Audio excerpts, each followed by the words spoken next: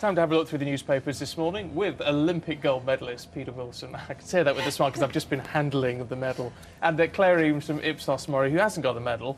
But you've got friends who were in the Paralympics, haven't you? That's right, yes. One of my colleagues at Ipsos, MORI, won a medal in the Paralympics in table tennis. Yeah, there you go. So it's quite an Olympic and Paralympic theme this morning. I love quite table nice, tennis. even vicariously. Anyway, we'll start off, Claire, with you to read the Telegraph, Sunday Telegraph. Cameron in the thick of it. In the thick of it, yes. One of my favourite programmes, which finished last night. So this is a story about how David Cameron has sort of an inner circle of unelected aides who sort of really have his ear. And I thought this was quite interesting. We've sort of got the real Malcolm Tucker, I suppose, behind Cameron. And also, I thought it was fascinating to hear about the influence and the impact that a politician or a Prime Minister's spouse can have. I thought this really sort of stood out to me. What sort of impact is she having then? Well, she's got his ear, so apparently she has quite a lot of influence on some of his decisions. It's understandable though, isn't it? I mean, anyone in a relationship, whenever you've done something at work, you kind of go, oh, did that sound all right, or did I sound okay?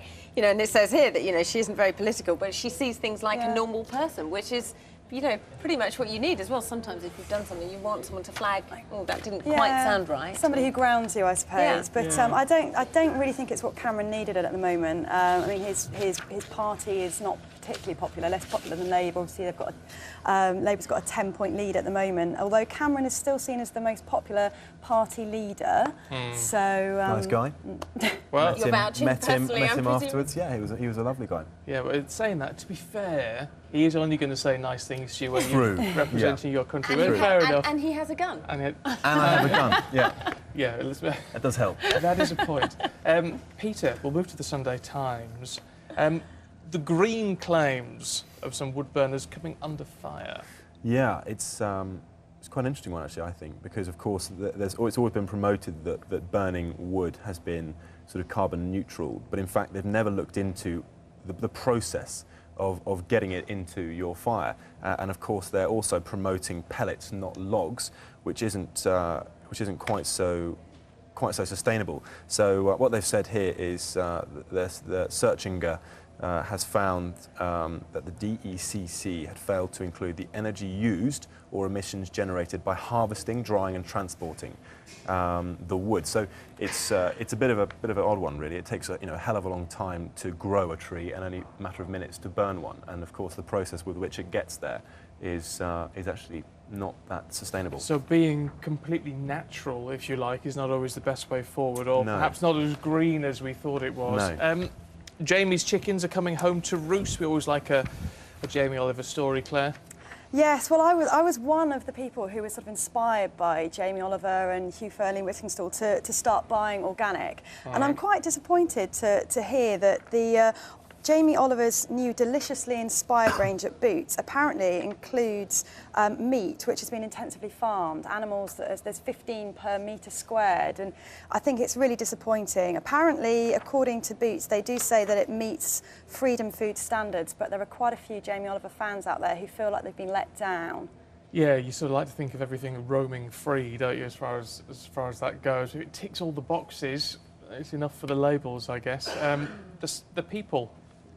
Looking at Lord Coe, and I guess this is no real surprise, Peter, that he was, it says, counting the hours till the Olympics ended because of the safety fears. Yeah, it's obviously resonates with me, having been there. I went in on the day it opened and left the day it closed. In fact, they had to pretty much drag me out of the village. I was enjoying myself so much. But of course, yeah, it was always a concern, and it was for my parents especially. I think with me going in, and Mum and Dad were very, very concerned. But Lord Coe, he was haunted by the fear that while people were having street parties, etc., there was always this possibility of a sort of rogue terrorist. It was a prime target, I guess.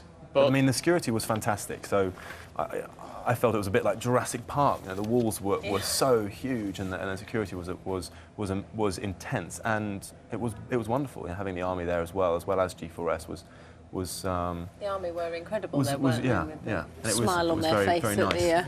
But Coe wasn't alone, actually. The general public, I think half of the general public in advance of the Games were concerned that there might be a terrorist attack. It was something I think we were all relatively worried about. It's interesting though, isn't it, how these fears build up. I mean, obviously real fears if you're having to prepare for it, but in the end of the day, thankfully, as we know, all was well and good.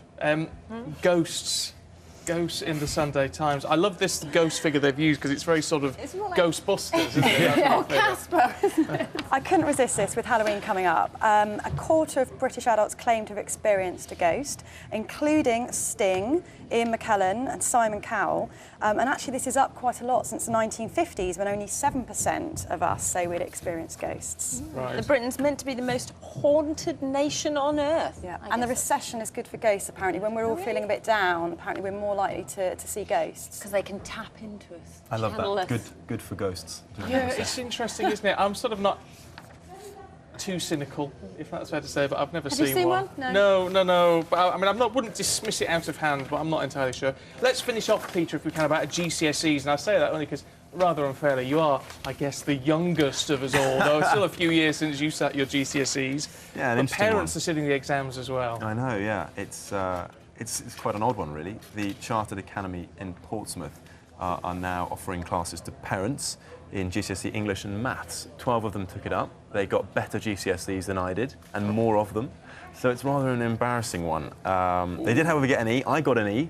I got an E. I got an E in Spanish. They got 3 A's, 4 B's, 4 C's, and an E. Yeah, I think it's quite an interesting one in the sense that they're promoting the fact that it's actually giving the children better education. They're able to challenge their mums and dads at home, and it's making them work just that little bit harder. Yeah, well, if a bit of competition, as you know, can often push things forward. Really good to see you. We'll do it once again a final time in an hour. Look forward to that. But a check on the weather right now. Here's Naz.